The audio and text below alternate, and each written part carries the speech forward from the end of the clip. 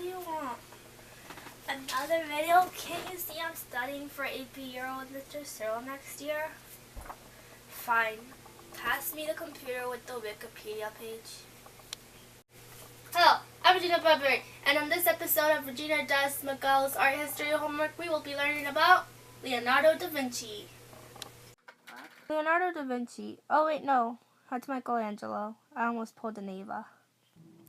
Leonardo da Vinci was born on April 15, 1452, near the village of Vinci, about 25 miles west of Florence. He was the illegitimate son of Ser Piero da Vinci, a prominent notary of Florence who had no other children until much later.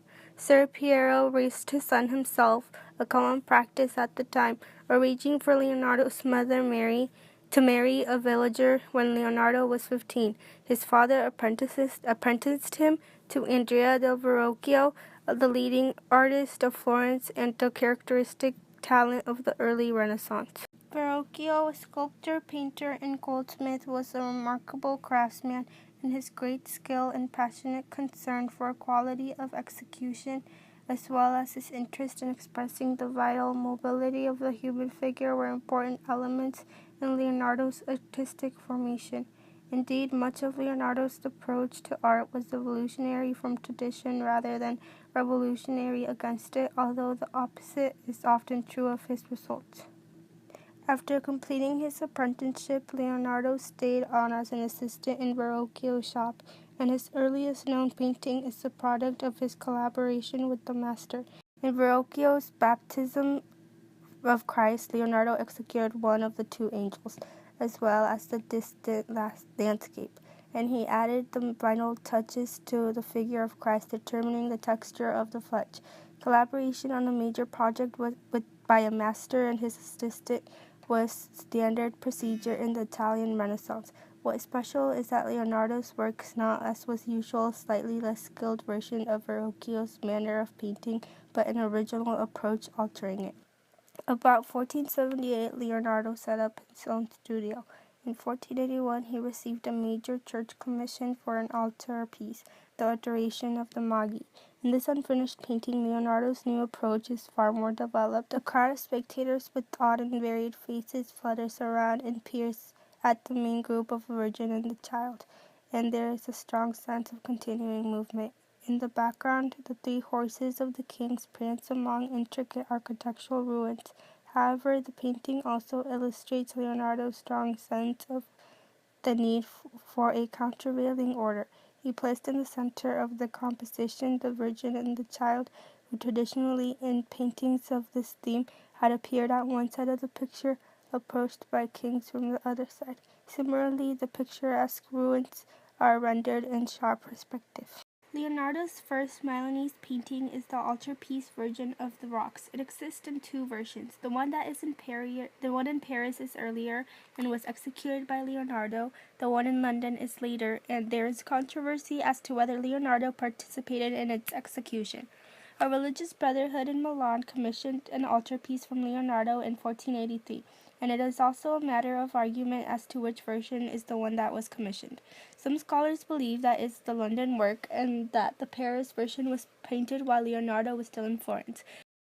Although the Virgin of the Rocks is a very original painting, it makes use of venerable tradition in which the Holy Family is shown in a cave. This setting becomes a vehicle for Leonardo's interest in depicting nature and in dim light, which fuses the outlines of separate objects. The artist once commented that one should practice drawing at dusk and in courtyards with the walls painted black. The figures in the painting are grouped in a pyramid. The Mona Lisa is Da Vinci's first known work, and some historians argue that it is his greatest artistic achievement. While it has been speculated that the half-length painting was a man in drag or not even based on a living model, many accounts identified the subject as Lisa del Gioconda, the wife of Francisco del Giocondo, a wealthy silk merchant.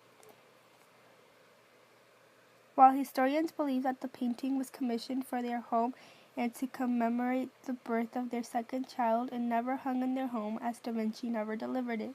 It is thought that it was completed sometime between 1505 and 1507, but there are indications that Da Vinci continued to work on it as he tried to achieve perfection. Today, the painting hangs behind bulletproof glass in the Louvre Museum in Paris. The other surviving painting of Leonardo's Milanese years is The Last Supper, commissioned by the Duke for the refectory of the convent of S. Maria del Grassi.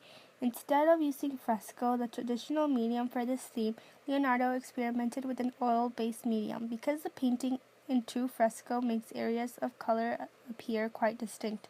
Unfortunately, his experiment was unsuccessful, and the paint did not adhere well to the wall, and within 50 years the scene was reduced to a confused series of spots. What we see today is largely a later reconstruction, but the design is reliable and remarkable.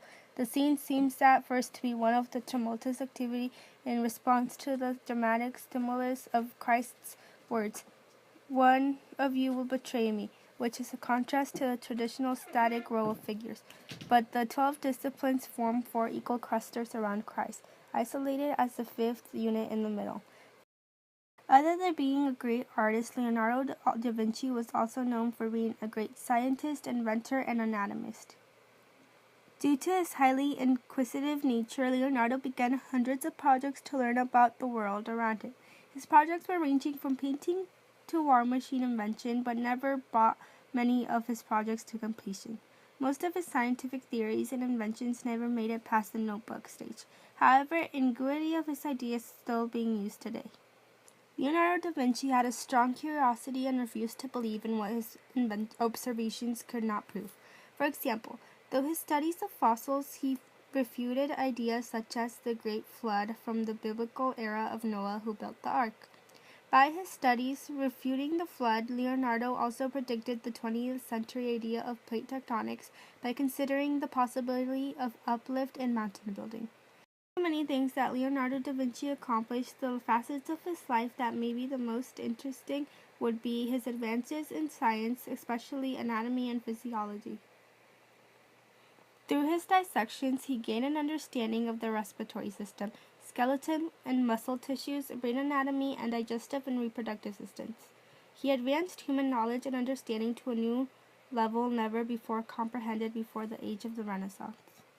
A genius, according to Wikipedia.com, is a person with great intelligence, who shows an exceptional natural capacity of intellect, especially as shown in creative and original work.